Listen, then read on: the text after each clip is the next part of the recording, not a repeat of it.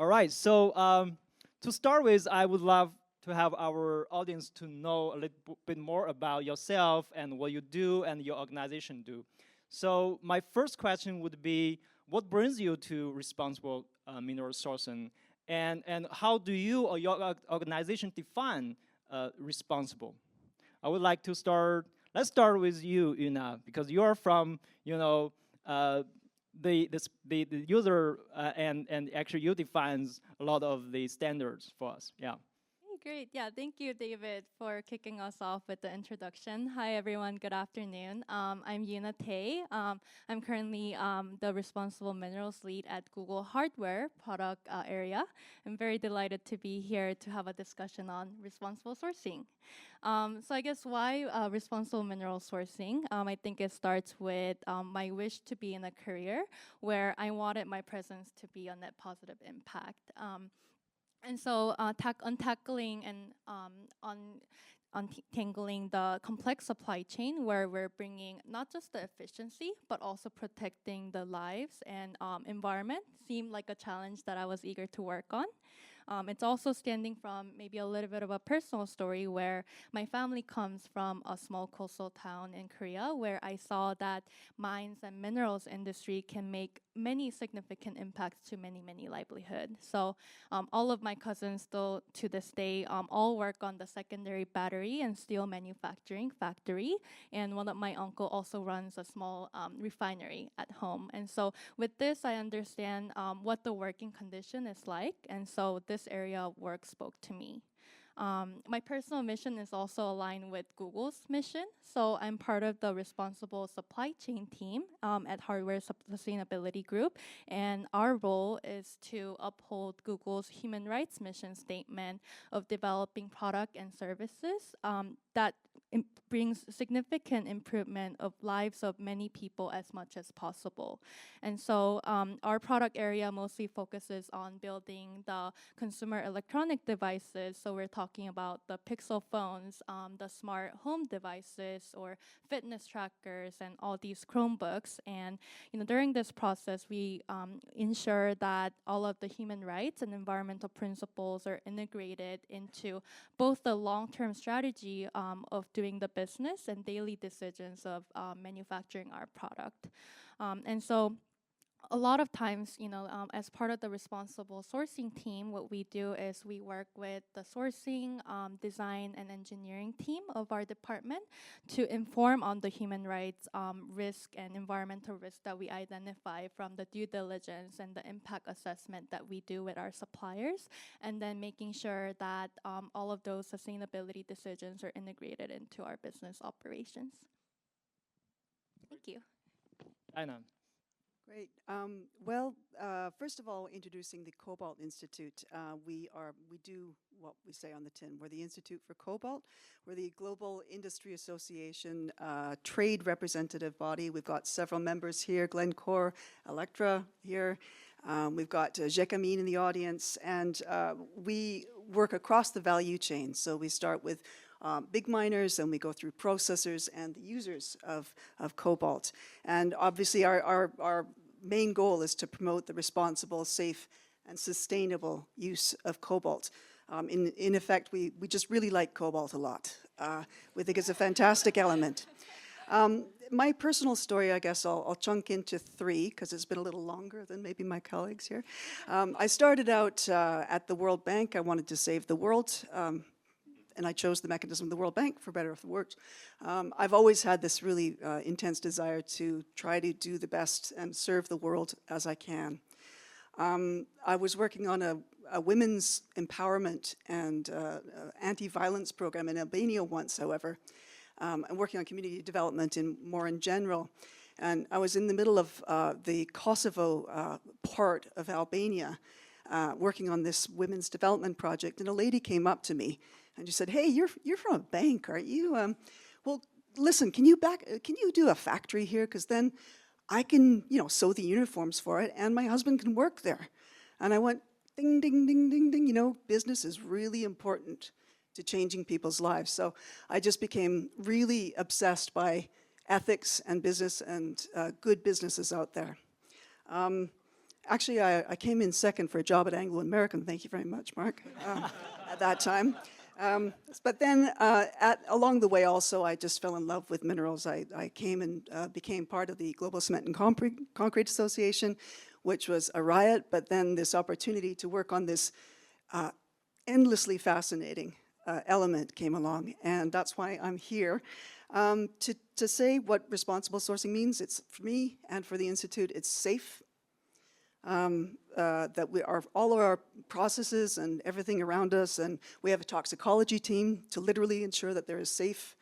That's really important, and also, of course, in terms of site safety and community safety, that it's fair, that our members pay their taxes to governments, as well as being fair to communities, and sustainable environmentally as well, obviously, not just box ticking. We do a lot of haranguing of our members, as many of them will know. And we encourage people to be really active members of their community. Great. Thank you, Dinah. Tshene. Oh, thank you so much for the question. I think for me, really, it's about the narrative change about the DRC. I think at times we are the victim of bad press. I'm not sure many people know that, in fact, the DRC is the second global producer at the moment of copper. So it's to basically say that you can and absolutely can mine responsibly and sustainably in the DRC, and that there are industrial players in the sector that are already doing it. We've been in the DRC since 2007. We have over 18,000 employees across our two operations, employees and contractors. And our mines, as Glencore, we pride ourselves in saying that our mines are run at the exact same standards of any of our operations anywhere else in the world. And I think that's critically important for people to understand that absolutely there are challenges, but you can definitely operate safely and responsibly and sustainably in the DRC. Our two assets in the DRC, Kamoto Copper Company, which is a JV partnership with La Gécamine and the DRC states, and with Undermining, are both RMI certified, have both recently achieved the Copper Mark, which is an assurance framework that assesses the mines against 33 ESG criterias. We sit on the EITI board. We declare all taxes and royalties and fees according to their standards. We sit on the board of the Voluntary Principles of Human Rights, and we aren't the exception. And there's a lot of maturity happening in the sector, and I think for me, in terms of my journey and in terms of the key message I want to get across, is that the DRC is prime and ready to kind of take its place at the center of this mining and energy transition that's going on. And if we're talking about copper and if we're talking about cobalt, which are critical minerals in those conversations, then the DRC needs to have a seat at that table, and that's critically important. Right. So we're going to talk about the narratives later, but I want to start with Yuna again because, undoubtedly Google is regarded as the global leader in high tech. And also, when the industry set expectations and for their mineral supply chain, they look to Google as example. So what is the current practice in Google when you are sourcing the mineral supplies for your products and for your technology?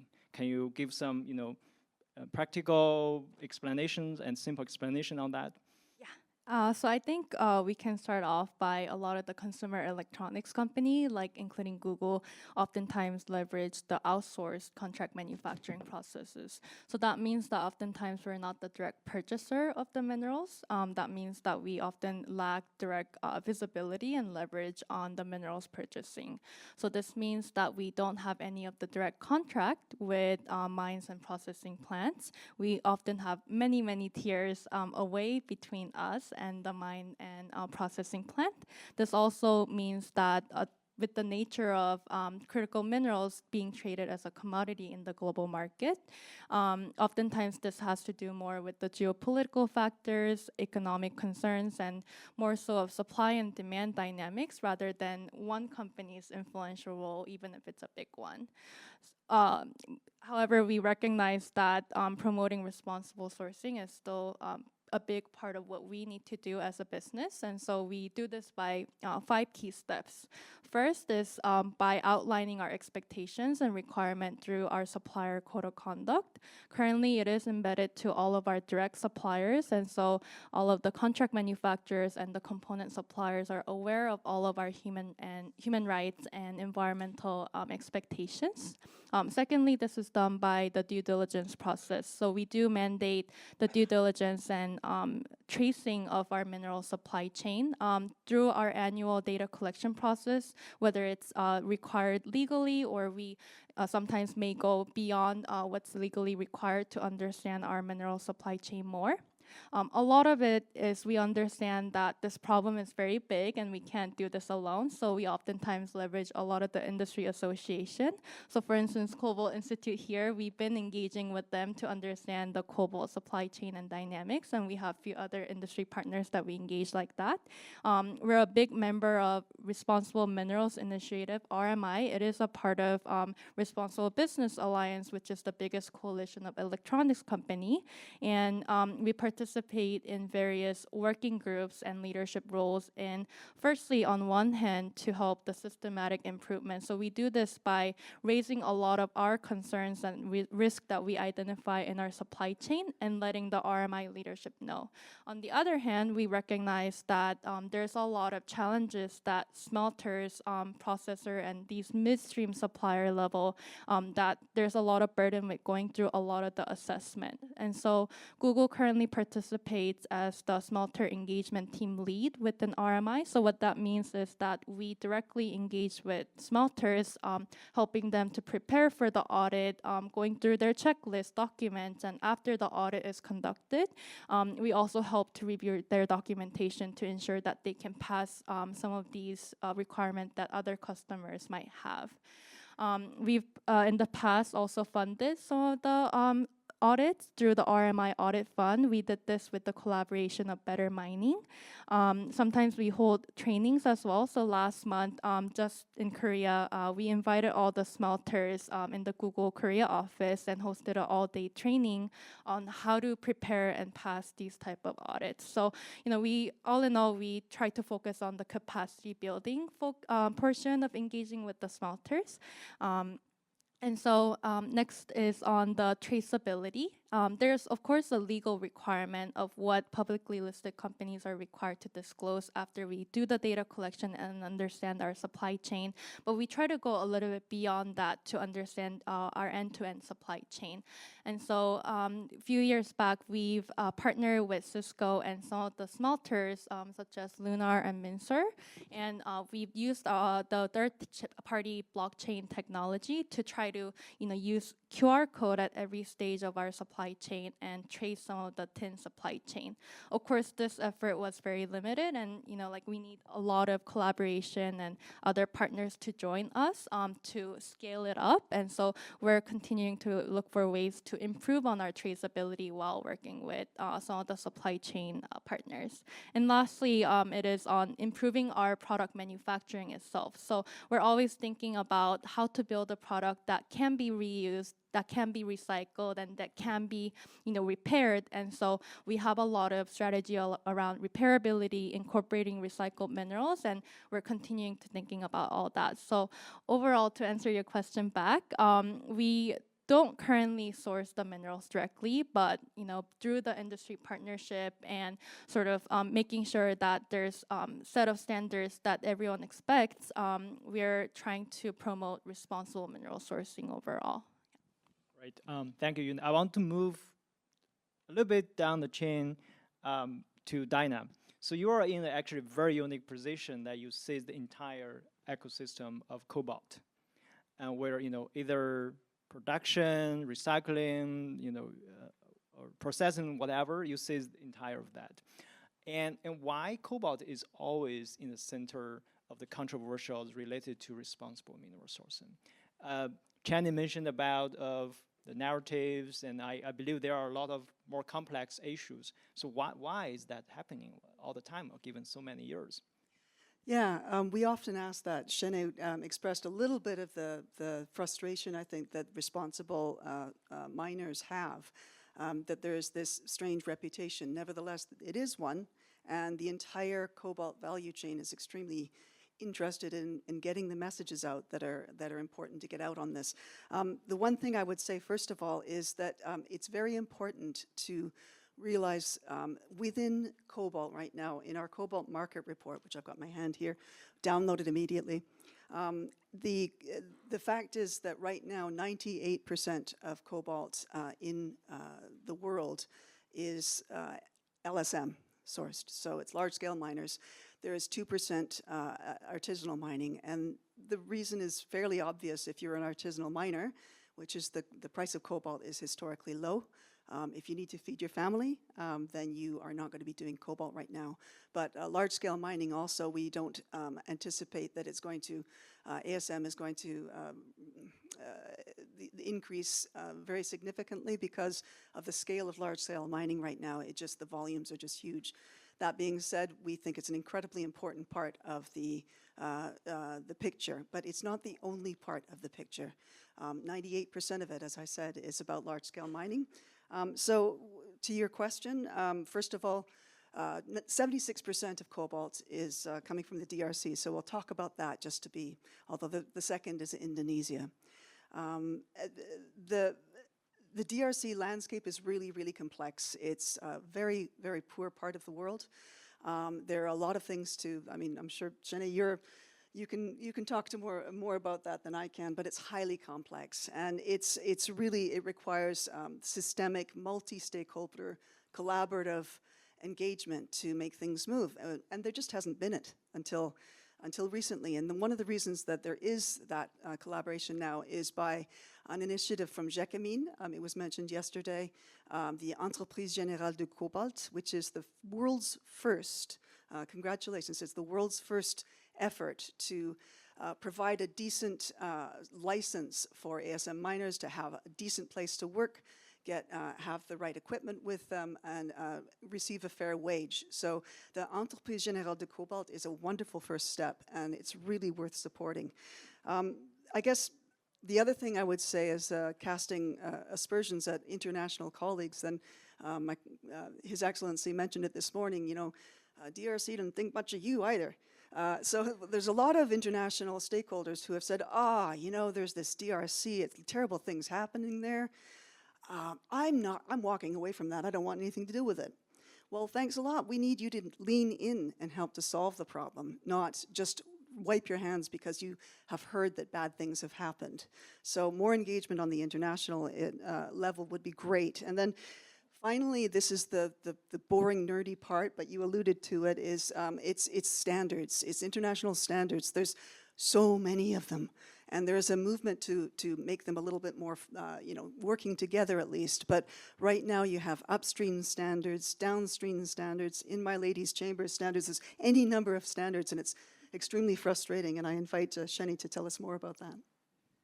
No, we have a running joke in the team that if this mining thing doesn't work out, we can all be tour operators at Disneyland, because I don't know how often we have to host a visit, a tour, an audit. It's overwhelming at times, and sometimes it feels as though we're not really addressing the real issues, things that are really going to add value to the operations. It's more of a tick box exercise.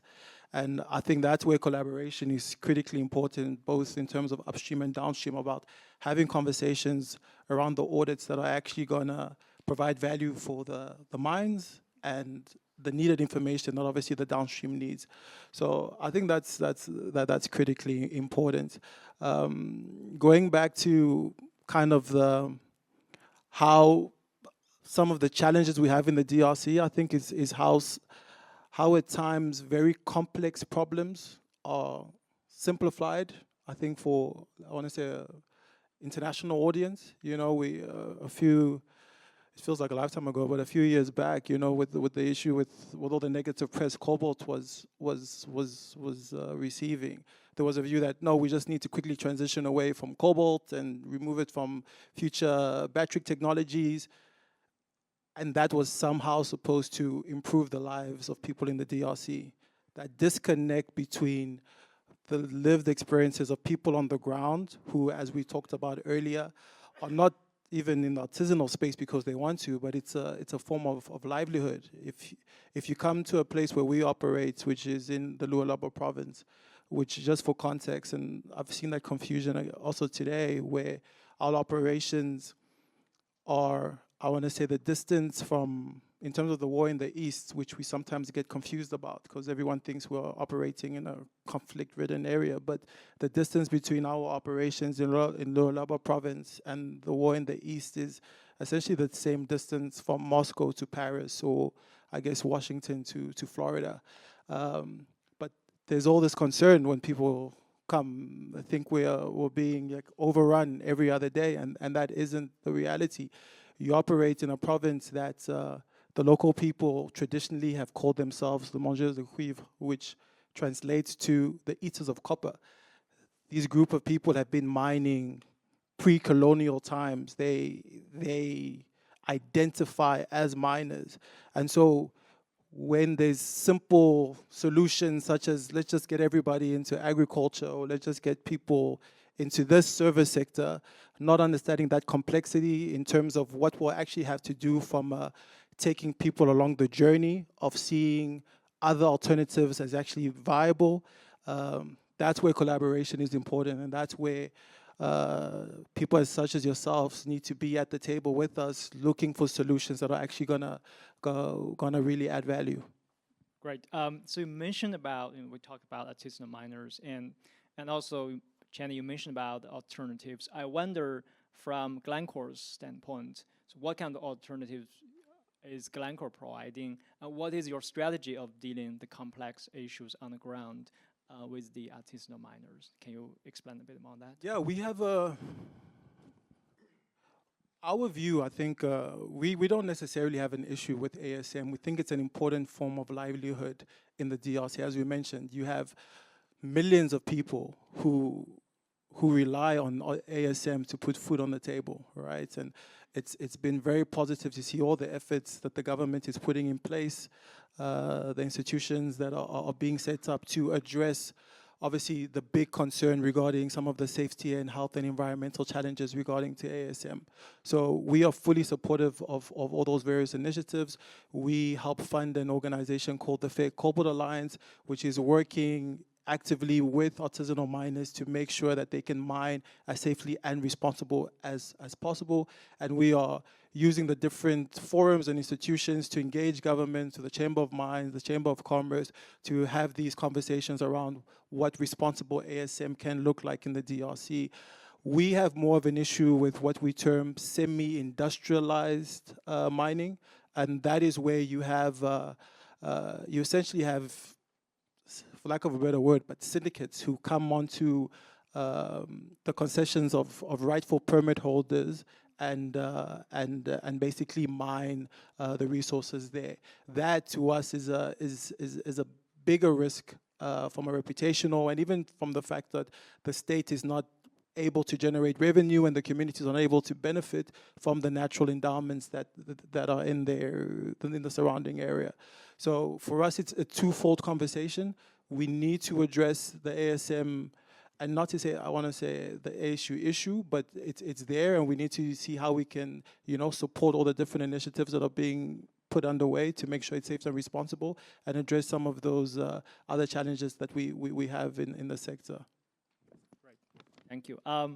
So I guess, one of the reasons, and two most important reasons we do response sourcing is, firstly, human being, we have moral standard. We have to do things in a responsible way. And the other thing is the expectation from customers. Because if you don't do it properly, you won't be able to sell your stuff, and then you won't be able to do business. So, and this is, I think, particularly important for Google because you are facing directly the customers, right? So how does Google meet the expectations from its customers?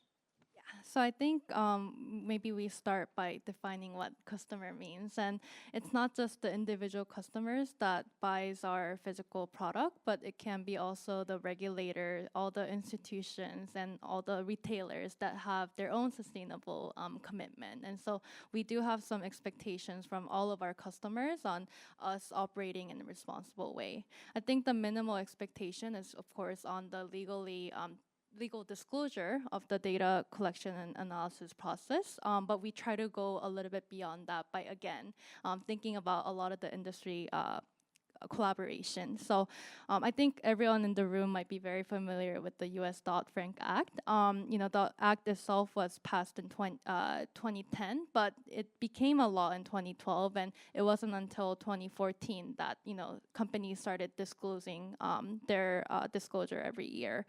It's similar to that for the EU battery regulation that a lot of the companies dealing with right now for the battery minerals. So the EU battery regulation was passed in 2023, but it wasn't effective until August of this year.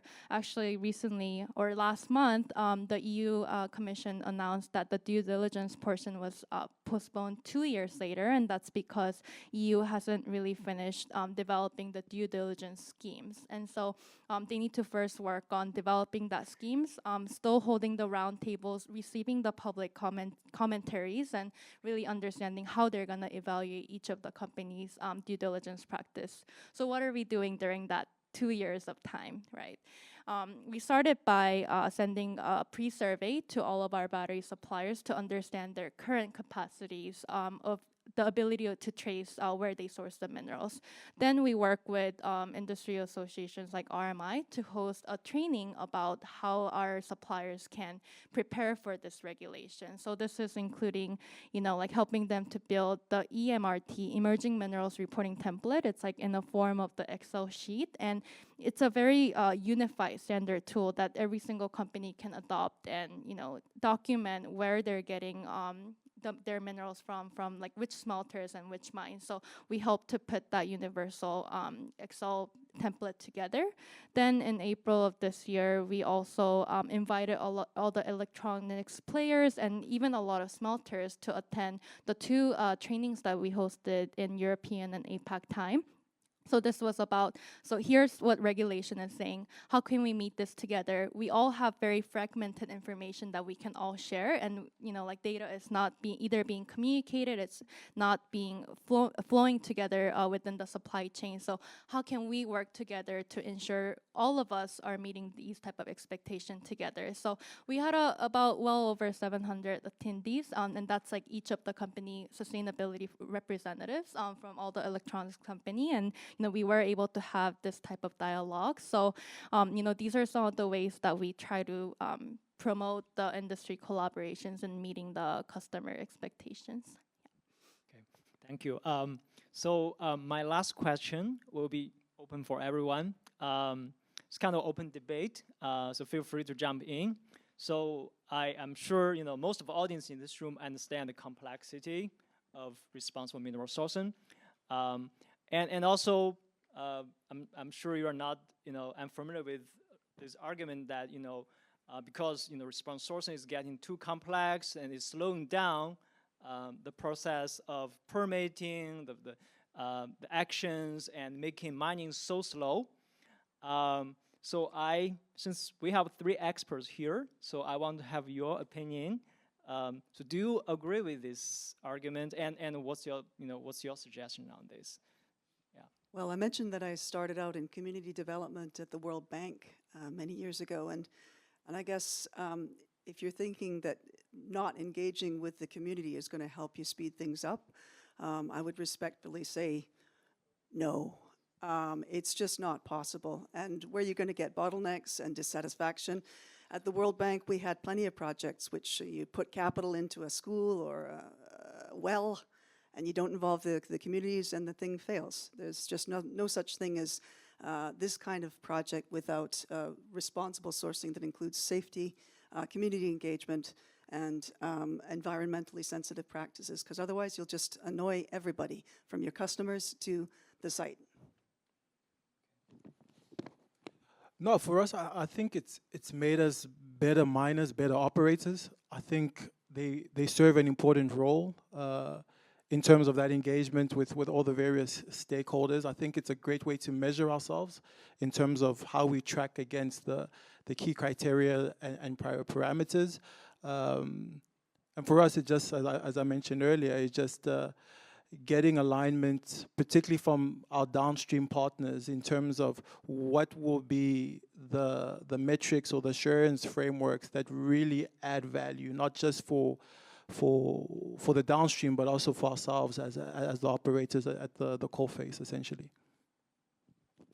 I'm obviously not as minerals market expert as the other two here, but maybe I can add a little bit of comments from the human rights perspective. So obviously, in short term, like promoting these responsible sourcing practices can increase the commodity price, and that's really maybe based on spending some of the capitals to like prepare for some of the audits that downstream companies were asking for. You do have to hire a sustainable professional full-time to do this type of audit, and there's like many other expenses like audit fees. So I think short-term, yes, but I think in long-term that like more of the, not just the downstream companies, but our customers that I've mentioned before, everyone is looking for more sustainable and ESG, like better ESG options when it comes to purchasing any type of commodity. And so I do think that promoting responsible sourcing will bring more competitive market presence in long term.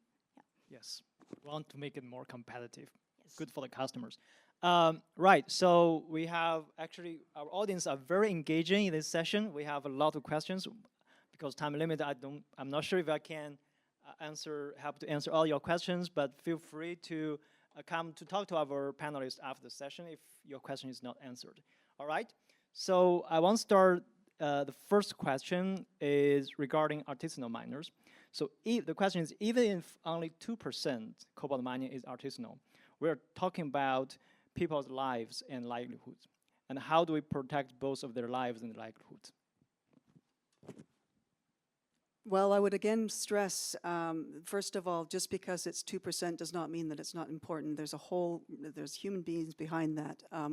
And it's really important. One of the most important things and the biggest considerations of many ASM miners is safety and safety equipment, basically. So that's one really important determinant of whether you can have a safe career as an artisanal miner. I would again reiterate the importance of the new government GECAMINE-sponsored scheme Entreprise Générale de Cobalt, which is trying to do exactly that, is to provide a safe and dignified licensed area for artisanal miners to undertake their work. Yeah, and for me, it goes back to the fact of we need to have the conversations that are actually going to change the reality on the ground for the artisanal miner. At the end of the day, this is a form of livelihood that provides food on the table for millions of people in the DRC. We're talking about a country that, we have our challenges, a formal economy that is just starting to take root, and you have millions of people who are trying to provide for their families every day. So it's a journey that we're working on. The conversation regarding alternative livelihoods is critical. Creating those industries and services that can support and kind of absorb all this young youth and talent that we have in the country, but that's going to take time. So the conversation, I think that's critically important, is around how can we structure it, how can we do it safely, how can we make sure that there's a long-term vision and strategy to make sure that the mining sector in the DRC matures with time, but also that other secondary industries develop so that not everybody needs to be an artisanal miner in the future. One thing that we do at our mine is that we hold a yearly summer camp because what the research showed us was that a lot of the times the kids were following their parents to the artisanal mines, and that's when they were getting that first initial introduction to artisanal mining. And so what we started to do was to launch summer camps each year within that long school break period, where we're trying to impart skills, we're trying to keep them busy, we're trying to show them other avenues, and that is actually, and we've seen that that's actually helped in reducing the number of young kids that eventually follow their parents into the artisanal mines. So we need to have this kind of creative approach to dealing with a very complex problem. Love the idea and creative approach of having the summer camps. So our second question is for Yuna and Tshene. Okay, so how do you push your corporations from the inside to be more responsible when they are ultimately serving their shareholders? I think that's a great question. I think that's a good question and a problem that all of our sustainability team members are dealing day to day. A lot of times it has to do with, like the quality piece or the cost piece versus, like what's more sustainable, right? For us, it was maybe finding a balance between some materials where we found that when we're using recycled materials, it could be cost even or even cheaper than using the raw material. And so that way we were able to make the appeal to our design and engineering and sourcing team. Other ways, we just keep promoting this mission statement. Again, we had, so Google's mission statement is organizing the information out in the world and making it universally accessible for people. And our objective is really to make people's life better. And so that's sort of aligned with our human rights mission statement too, right? So we sort of act like an in-house consultant almost within our organization. So our job is then, like go to these, a lot of times, product development stages of level. So we don't insert ourselves after our suppliers are locked down. We start when 2-3 years before our teams are even thinking about developing the product. We go in and then say, which material are you using or which supplier are you using? And then we start having a discussion there. And it's a long process.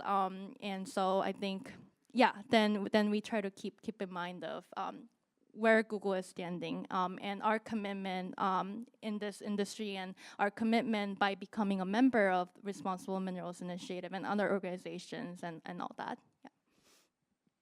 Yeah, for us, obviously we're not essentially customer facing, but I think the world has changed. I think we were talking earlier about the fact that today's young talent wants a purpose-driven career, right? And nowadays the customer wants to know that the minerals that end up in their phones and in their cars have been responsibly sourced. So it isn't a nice to do anymore. It's critical for us, particularly operating in the DRC, which already raises a lot of flags for a lot of people when they just hear that name. So it's not a nice to have for us. It's something that we need to do to reassure our downstream clients that when they go on and then if they sell the final product, that whole value chain is something that they can stand by. So last question, because of time limit, we have the last question. The last question is it's a great question. So what carrots and sticks are employed to encourage honest and accurate reporting and adherence to responsible mineral sourcing principles? Carrots and sticks. A carrot and stick. So basically, I would say that, first of all, if you agree to the Responsible Mineral Initiative process, which is 83% of DRC's large-scale miners now have gone through, it is the stick is that if you voluntarily go in and you fail it, then it's a public humiliation, basically. And the carrot is you can be very proud, for example, when you have Glencore getting the first or one of the second and third copper mark in all of Africa. It's something that you can say to your shareholders, look, we're doing something right here. Yeah, absolutely. And I think for us, we have direct sales agreement with the likes of Tesla, for instance, and some other tech companies. And that wouldn't have happened for the likes of not doing some of these these standards that we comply to. So from that perspective, at the end of the day, we're in the business to sell copper and cobalt. And if that's what the market requires from us, then that's what we need to do. I guess we are the ones who's waving carrots and sticks. And I guess in case of us, we keep reinforcing this idea of like, one is just like being conformant with the industry standards, so going through audit, but we do engage pretty directly with a lot of our smelters. And so sometimes even if they, mean like they say they're non-conformant because maybe they're unable to go through an audit in the next 6 months, if they come to us and ask for help, like that's where we like give a lot of resource and trainings and try to make sure we can do this together. Whereas there might be some suppliers who just say, okay, well that regulation is applicable to you, but not necessarily for us because we're sitting in different region, and all these different reasons. Then, like we have different steps, but those are the times where we may communicate internally to our sourcing, engineering and other stakeholders that, hey, this supplier it's not the capacity concern, it's rather they don't have intention to meet sustainability agenda and narrative that we're all trying to create together. We want you to have conversation as an account manager or business manager that holds the relationship with that supplier, right? So we do try to balance, like based on the intention of that supply chain partner and act based on that. Great, thank you, Yuna. So we're about to run out of time. It was very short conversation. Responsible mineral sourcing is much more complex than we talk about in 50 minutes. So, so I highly encourage you to, after the session, to come talk to our panelists and what are the actions we're going to take. If any actions taken immediately after this conversation, that will be fantastic. That is our panelists' time rewarded. That is your time rewarded. Thank you.